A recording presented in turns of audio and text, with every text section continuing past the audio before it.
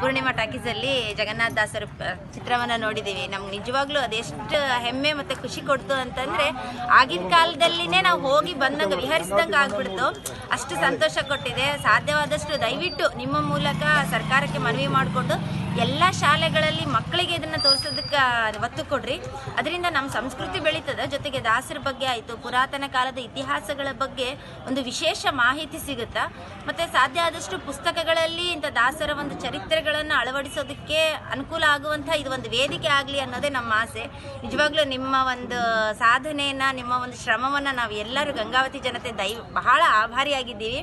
ಅಂಥ ಒಂದು ಒಳ್ಳೆ ಚಿತ್ರವನ್ನು ನಮಗೆ ನೀಡಿದ್ದಕ್ಕಾಗಿ ಧನ್ಯವಾದಗಳು. ಜೊತೆಗೆ ಇನ್ನೂ ಹೆಚ್ಚಿನ ದಾಸರ ಎಲ್ಲ ಚಿತ್ರಗಳನ್ನು ನೀವು ಮಾಡ್ರಿ ಅನ್ನೋದೇ ನಮ್ಮ ಆಶೆ.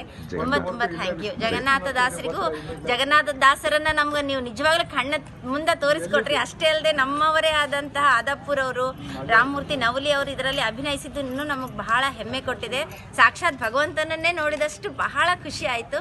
ತುಂಬ ತುಂಬ ಧನ್ಯವಾದಗಳು.